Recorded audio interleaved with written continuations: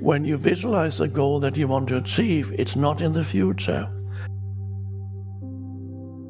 If you, this is to do with manifesting. When you want to manifest something, it doesn't work very well when you think, I will be famous, I need to be famous, I want to be famous. Not good for manifestation.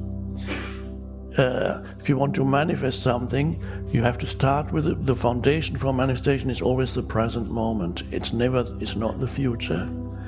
It works very simply. Jesus explained it in one sentence, just one sentence. Whenever you pray for something, believe that you have received it and it will be given to you. Now the key is that he did not say believe that you will receive it, because that puts it into the future. He said when you pray for something, in other words, when you want something, believe that you have received it. Now what does that mean?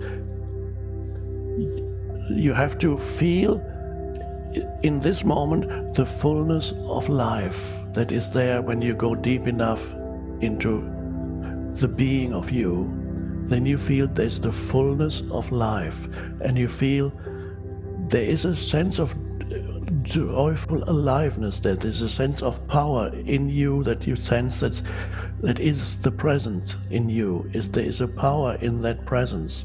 And that power is, there's something that you could almost, there's a fullness in it already. You can't really, once you contact, when you're in touch with the presence, everything else that you could achieve in this life, I have this comparison, analogy, or whatever it is,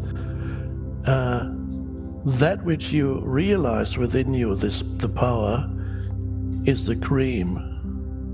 And everything else that you could achieve in this world is the skimmed milk. So the fullness of life, this is an expression that Jesus used. He said, and these are all put together, he said, I want you to have the fullness of life.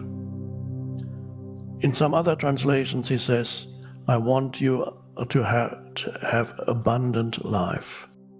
Abundance is the deeper place of a sense of intense aliveness, a fullness of life that you feel within you, that is abundant life. Presence, to feel the life that you are, the consciousness that you are. Out of that everything comes. That's the fullness of life, or abundant life.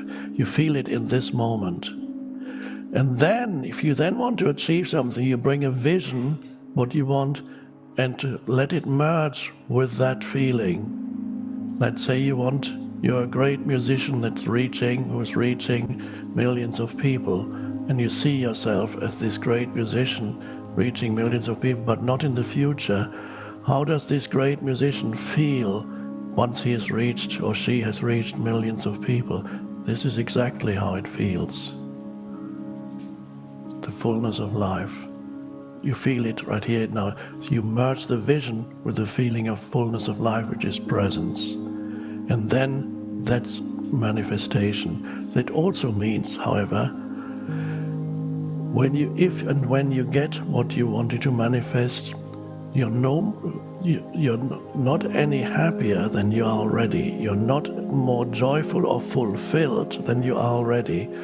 The fulfillment can only be arrived at in the present moment, because that is, the fulfillment is not dependent on external conditions. The fallacy is to believe that something in the external world that you could arrive at or you could achieve has the capability at some point in the future of fulfilling you, in whatever way, of making you happy, making you complete, making you peaceful, making you feel your sense of self more strongly, whatever it may be.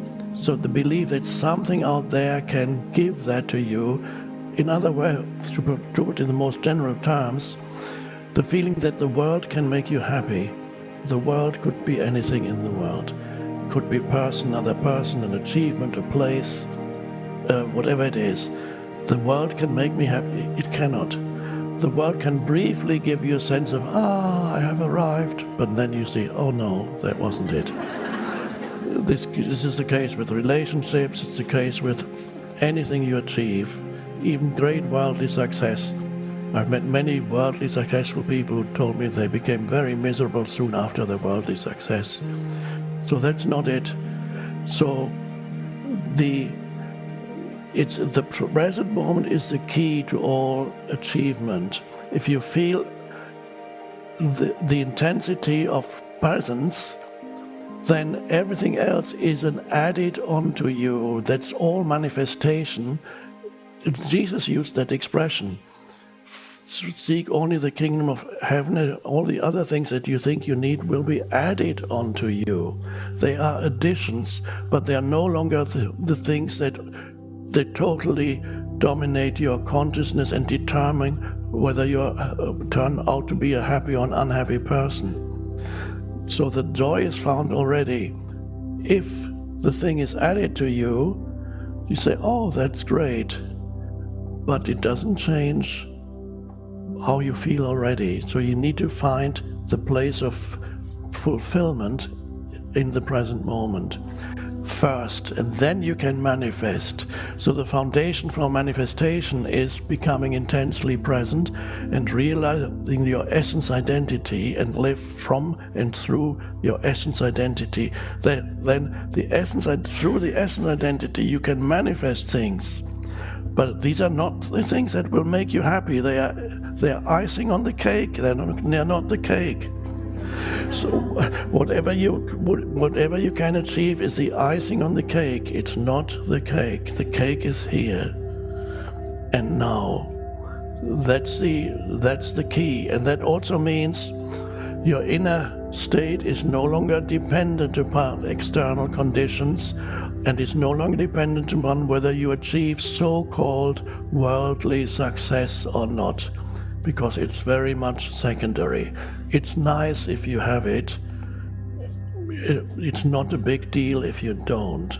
So remember, the foundation for manifestation is here and now, and then enjoy the doing. If you're writing a book, some of you may be writing a book or have written books already, or if, let's say, you are writing, enjoy the process of writing, and always connect with the stillness within. When the flow is not there, go within, connect with the stillness within, become present.